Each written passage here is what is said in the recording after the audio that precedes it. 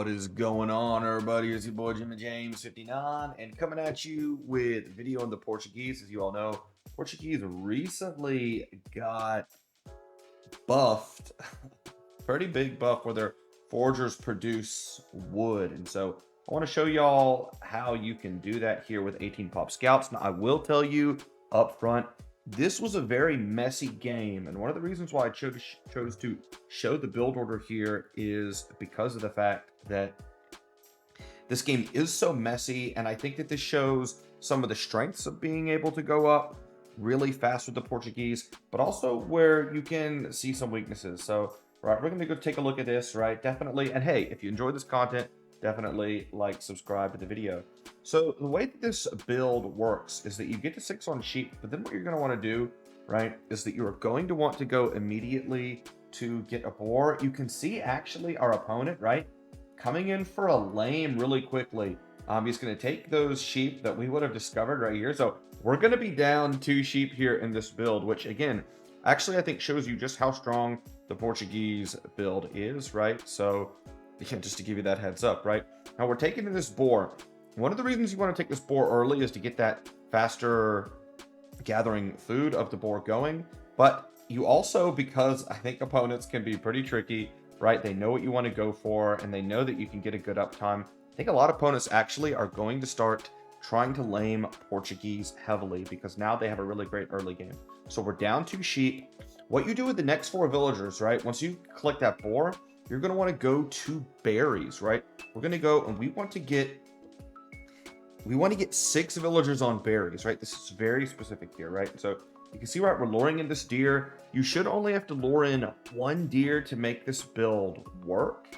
You might be able to make it work with none, but as you can see, right, I think it's best to lure in 1, and we're actually down 2 sheep. So once I figure that out, you're going to see me lure in another, right? And you can see, right, I've had a little bit of idle TC time at the beginning that really isn't attributed to the build at all. So again, just a little bit of idle TC time dealing with getting that deer to the TC. This is a mid-elo game, so keep that in mind, right?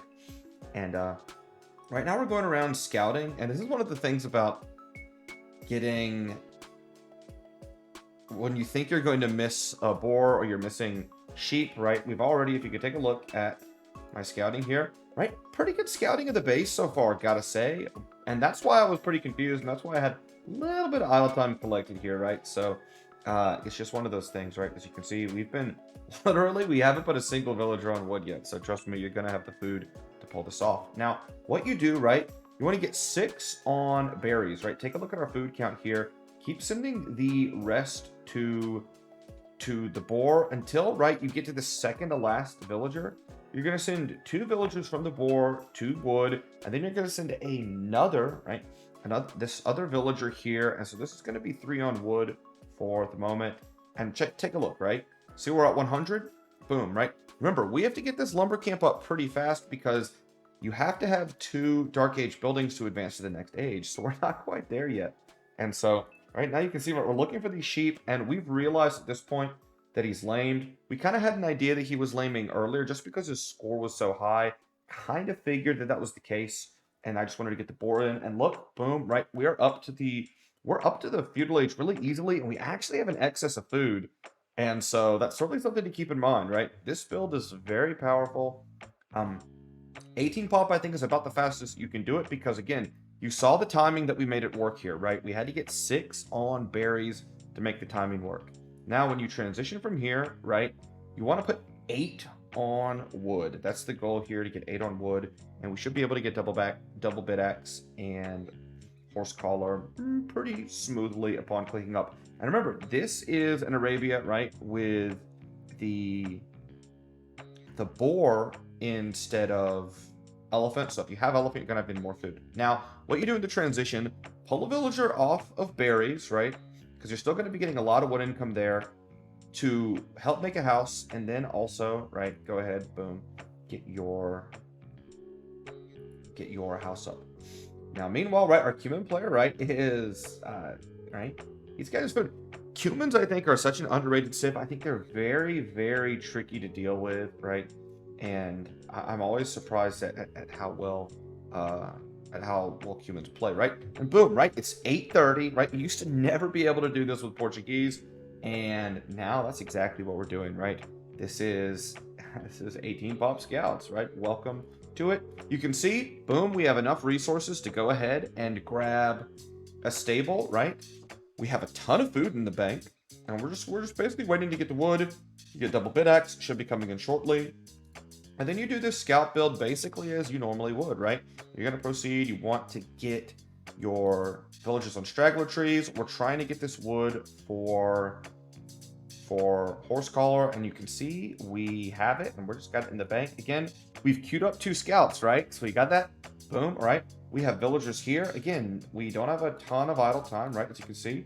I went in for this Ville because I saw that, again, he tried to go up really early here. And all right, going up on more villagers, delaying loom. You're starting to see this more. And he took a really big risk, I think, with that. But he wanted to get that eco going. And now, right, he's got 4 men-at-arms. What I love about what my opponent did here is that he brought pressure. And as you can see, right, he's got a villager forward. So that's going to get really interesting. And this is where actually diving in on those villagers earlier kind of came up to our detriment, because I'd like to have more scouts here. And what we're trying to do here, again, so this is one of, actually, let me pause in the video, right? So anytime you do an 18 pop scout rush, right, it typically leaves you pretty open. You can't really wall. And so what our opponent did here, which was really a great move, is that he decided that he was going to play pretty aggressive, and we just weren't able to quite punish him on this. So we got to go into defense, right? And let's see how we do there. Okay, like I said, this is going to be a messy game. And what you want to try and do in these messy games, try and keep that town center running, right? Again, we have the food to do it. That's something I want to stress, and why I really like talking about actually this. As we see, we have 51 food here. Again, he's achieving quite a bit here from this rush. As, you know, we're really just trying to fight it. I think we're going to lose. Let's see if we lose. We'll probably lose some villagers here. Yep, we lost 1 Ville. Now, remember, he's invested a lot into this himself, and so he's keeping that scout a bit far from the fray, and we're just going to go ahead and fight with villagers. We've lost a couple. He's getting some really nice value here, and it looks like, ultimately, in the end, he's going to kill 2 villagers. Not a bad trade from him. Again, he sunk a lot into it, and now look, right, this is amazing here, right? So he's got this forward stable. Again, he wants to play really aggressive, right? And take a look at this. Just barely miss it. Oh my gosh, it's so terrible. If we see this stable, right, I think our life is a lot easier because we have the scout advantage. But unfortunately, right, we're just going and we're going to try and counterattack. No way of knowing that this is here for the moment. So look at this. Oh my gosh, we're running past it. It's so crazy. But what I want to stress with you here, right, is again, we're trying to get our TC going. I want to stress to you, take a look, right? We have the food, right? We're making scouts. We can make villagers, right? We're getting that going on, even though we, you know, we may not necessarily be doing it as much. Again, I want to stress to you that this is should be a pretty consistent build here, right? Now, your opponent's going to try and go spearman to deal with this. And so I think one of the things for games in that, look at him just accumulating scouts. Man, I can't believe I didn't see that. It upsets me so much. He's going to keep making spearmen, right? We're putting some pressure on here. We have so much food, right? We have a lot of food. This build enables you to get out to a really, really nice start. Now, I highly encourage you actually to go ahead and when you have a 3-to-1 numbers advantage, just go ahead and take fights against the spearmen. You don't want these guys to accumulate too much because that can pose kind of a problem. Try to pick your weak scouts, run away with them. Again, you could see smartly, he was targeting that weak scout. And so, right, by running it away, right, that meant we didn't let him get that shot. We want to whittle down these spearmen because what we don't want him to do is go mass spearmen and just be able to play a spearman defense against us. And you can see, right, we have our food going. Again, a little bit of idle TC time here. We have the food going as, once again, right, we're microing away. Perfect, right? We're trying to preserve and keep those unit numbers up. And man, I can't believe those 4 scouts just sitting there. I'll tell you, this is a really messy game, but it was a really fun game. And my opponent really had a nice strategy and a nice idea here. And I want to point that out, right? All right, now I'm just kind of waiting for these scouts to just burst out onto the scene, right? I think something you should do, like, given that, right? Don't be afraid to make a spearman to defend. As you can see, right, we're getting to gold, and we're going to try and check that out. And we're very forward, and this is something that, a mistake that I think that sometimes players at this level, the level that I'm at, kind of make, where we just get too far forward, right? So here we go, right? Really? This guy, our opponent's so aware here. He saw the house, right? I just love the way he played this. And now we're having to flee again. He's going to get another villager kill. We haven't gotten a single villager kill yet. He's actually really hurting our economy here, right? Though it is worth noting, right, that, he's had some idle time too, and we have a pretty big military advantage. And our opponent here, right, he's got this gold, and humans are just so flexible in the early game. Let's take a look at the stats, right? See what the stats look like. Again, he's a little bit ahead of us, right? So you can see that idle time, idle eco is catching up to us, right?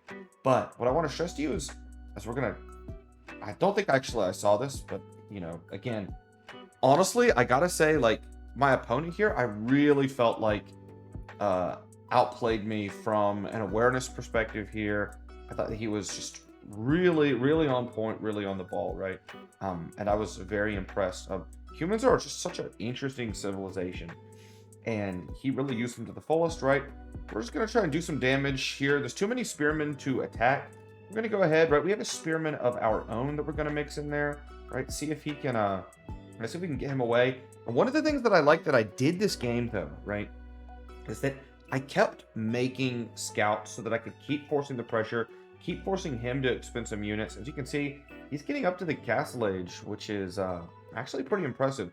But he's not making as many units right now, so he's giving us a little bit of time to breathe, and that's something that is worth considering here. Again, going ahead, right? I'm not worried about these scouts because here I'm really thinking about transitioning to something else later anyways. So a piece of advice that I could give is that with scouts, once you start to get to, like, unless you're planning on going into light cavalry yourself, then I would be bold with your scouts and really try to go forward. I know we've gotten punished a few times. As you can see, I'm getting a market, right? I'm feeling kind of nervous, like I need to get up to the next stage. You can see our opponent, he's had a pretty big advantage. Like he's using a villager to wall in those resources there. Oh my god, that's so funny, right? Okay, now one of the things doing here, right? Sticking around with these units, trying to see what he's going for. We see that his scouts are there, so we know that they're not forward, right? And meanwhile, we know that he is, we can see he's got the score lead. At this point, right? I think I saw the second town center. Yeah, so I'm thinking that he's not going to be up for a while, which is why I'm getting wheelbarrow because I want to get that strong economy. And remember, with Portuguese, it doesn't take as long. So you're basically saving a villager. Again, trying to take advantage of the Portuguese bonuses here. And a little bit of idle TC time for me as I get a little focus here, right? Queuing up another villager. At this point, the reason I had a little bit more idle time there is because I was actually, if I remember this now, I remember I was really trying to decide whether or not I wanted to keep making villagers or just kind of save to the next era, but I didn't really do that here. And so I'm really worried now. I feel behind in this game because I'm looking at the score and I know he's on 2 town centers. And so the reason I sold my stone here is because I think you can make either 2 decisions. One, you're going to have to try to catch up in eco by getting to the next age faster and going something like 3 TC and catching up. Or I think you just have to go all in military. And I think that selling the stone, right, especially from our position now, is the right call. Just because, you know what, it's going to be really, really tough to catch up to the human player. And this build, right, where we, are really going low wood, or you can already see our lumber camps getting pretty inefficient.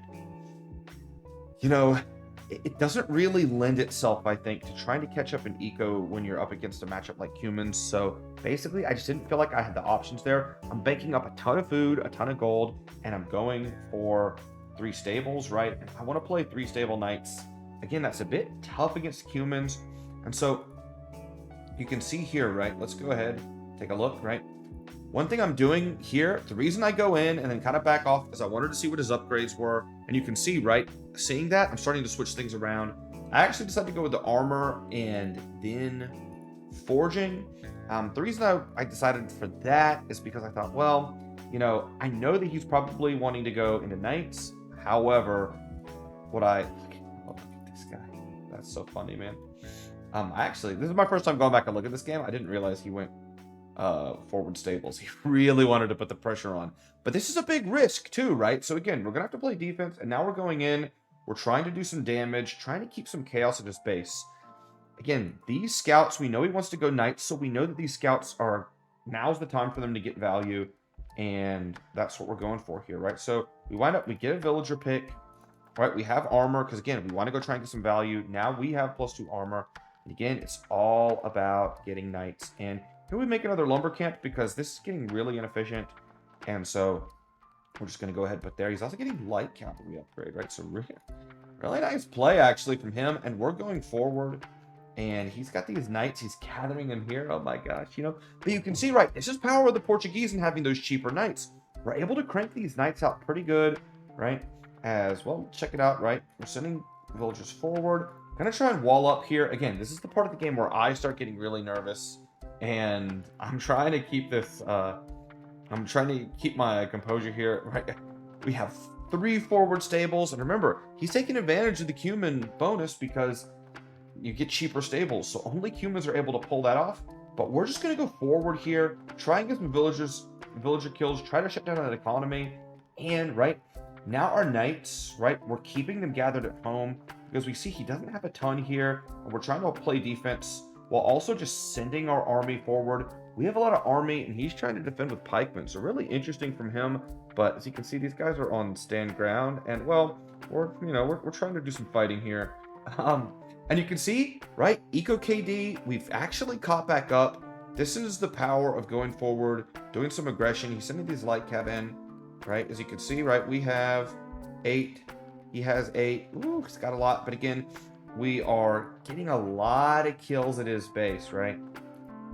Getting lots and lots of kills. So you see, pretty even in terms of the villager count now. So we've kind of caught back up. We're on 1 TC, right? He's on 3 TC. So the way that we stay in this game, it has to be, as I love how he sends his a few units to go try and get some damage here. We have to stay in this game basically by having a bigger military and winning this thing militarily. So a big mistake here would be to go ahead and try and add another town center to catch up. We know he's on 3 TCs, and so the play we have to go for here is all in. And you can see, right? We've whittled down the knight numbers. And again, he's on 3 TCs, so if he can't keep producing military, right? He's taking this eco approach. We're playing it super aggressive, all in. And that's something that the Portuguese, stylistically, really lend itself to. And this was true before the bonus here. I think Portuguese have always been a more aggressive civilization that people had really understood, actually. And the reason for that really being is that because you save resources on your gold units, if you really try to play aggressively, crank more of them out, and if you're going to make army, right, you really need to use it, then that bonus really facilitates that. But now, though, the real change for Portuguese now, and the big difference, is that now you can play with tempo. Because as you can see, right, we lost a lot of villagers there, but we have military, and he's trying to boom. And so that's the contest of wills here. And again, because it's Portuguese, right, we can keep affording these knights. So again, like, we really took it on the chin, but he can't keep these town centers running because we've killed a number of villagers as well. So again, right, when you're playing this style, this super aggressive, you know, ton of knight, 3 stable knight opening with Portuguese, you have to understand, right, you know, we've taken it on the chin. You're gonna feel like you need to put a town center to catch up in villagers, but that's not the way to play it, right? I think the way to play it is really, you have to go all in on your strategy, right? And prioritize economy, and that's exactly what we're doing here. Well, sweet. Don't prioritize economy, prioritize military, keep making bills, try to get caught up. Remember, you have +2 armor, we have forging, right? And we have to come back in the game by killing villagers. That's what we have to do. Right? Meanwhile, right, we see monks that are trying to get out in the field, right? He's going to make one of those. We have so many knights, though, at this point, and we're just going to keep flooding them in. Again, we're banking up so much gold, right? And now we're going to get a number of vill kills here. Going to go ahead, kill that monk, right? Going to try and get around these. Something I recommend when you're trying to kill with cavalry, try and get a surround on units, right? As you can see, we're getting a lot more vill kills. And notice, right, in this extremely messy game, now we've taken the villager lead, and opponent drops the GG well played. We, after he resigned, dropped the GG thank you. And man, you can just tell from the APM, right? I mean, for high level players, that's probably not that crazy APM. But for, you know, like, you know, you can see, right, I kind of float between like the high 1200s and, you know, and really between like, you know, like, I'd say like high 1200s and 1500 is probably where my elo is. So the midpoint's probably somewhere where my actual elo is. You know what? Like, for me, that's high, but he really kept me busy. He kept me on my toes. He used his civilization's bonuses to go for some really aggressive strategies, right? But in the end, right, I think it's about recognizing what some of the limitations of your strategies actually are. And I think that we can see here, you know, if you're going to go 18 pop scouts, right, you really have to commit to it. And fortunately, that's something we're able to do this game. He had a civilization, I think that was a really nice civ to kind of counter this strategy. Some times that I would maybe not recommend using this is that if you're going up against a camel civilization, like maybe like Berbers that can really like get a lot of camels in the field, and even if you're on 3 stable knights, unless you can do a lot of damage, I think you kind of have to read the game. And this is what I would say, right? If you are up against a camel civilization and you're not able to do damage in Feudal Age so that you can close out the game in early Castle Age, I would think about maybe transitioning to an archery unit so that way when the camels come out, right, you'll have units to defend against it. And the great thing is that your archers are cheaper as well, so you can more easily get to that point in the game. The other thing I think I would say is that, you know, if you're playing aggressively, right, with the strategy and you're not doing damage, right, you need to try and find a way to punish walls, you know, and really somehow put pressure on your opponent, because you're probably going to sacrifice a bit of eco when you do this strategy, and that's because you have to play this one lumber camp play to make 18 pop scouts work. And that means, right, if you want to put down another lumber camp, then you're going to have to invest 100 more wood in it, and then your lumber camp, and that's just to stay on one lumber camp. So really, we're talking like 200 wood investment. And so what am I saying? What I'm saying is that downstream of this 18 pop strategy for Portuguese, I think that you have to play it aggressively downstream as well. And so that's why I keep stressing the fact that you really need to put pressure on your enemy. You know, keep making military, do that kind of thing, because that's how you're going to come back in the game. And that's how we came back in the game in this one. I actually think that if my opponent here had maybe, I think he got a bit greedy.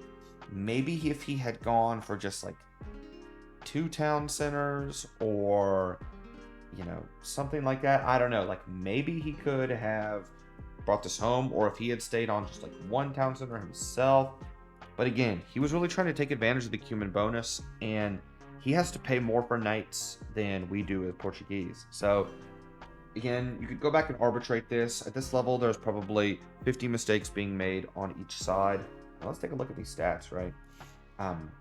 It would not surprise me if he really had, well, you can actually see the right, we had more resources, but you just gotta look, right? We killed a lot of villagers, and so that was pretty helpful to us, right?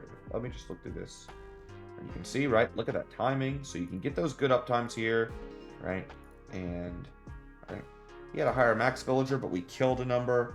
Economy, he had our military running everywhere on the field, right? Really insane from him, right? And so if we take a look at the Eco KD, yeah, we killed basically about 9 more villagers. So that was really good for us and helped us a great deal. So again, takeaways in this video: Portuguese 18 pop scout rush is real. It's pretty consistent. Even if you get lamed a bit, you're still going to be able to do it. And the great thing is that your sheep are going to last quite a while into Feudal Age. So you're actually going to save a ton of wood that way.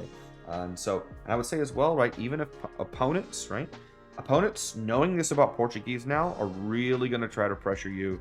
And they're not going to, and if they know that you're going for a sort of all-in scout build, right, they're going to put that pressure on. And so you're going to want to be prepared to deal with that, play defense, etc.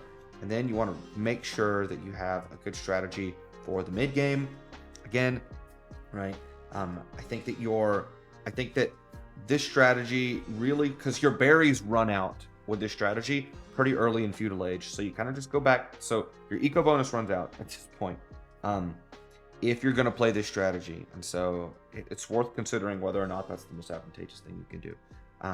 Sometimes it's probably better to just play gold units, go to lumber camp, better eco, that kind of thing. With that being said, right, I'd be interested in your comments in the section below, right? And definitely, if you like these videos with Portuguese, let me know as we're exploring the new balance changes in the game. That being said, right, Jimmy James 59, and I will see you guys out there on the ladder. Peace.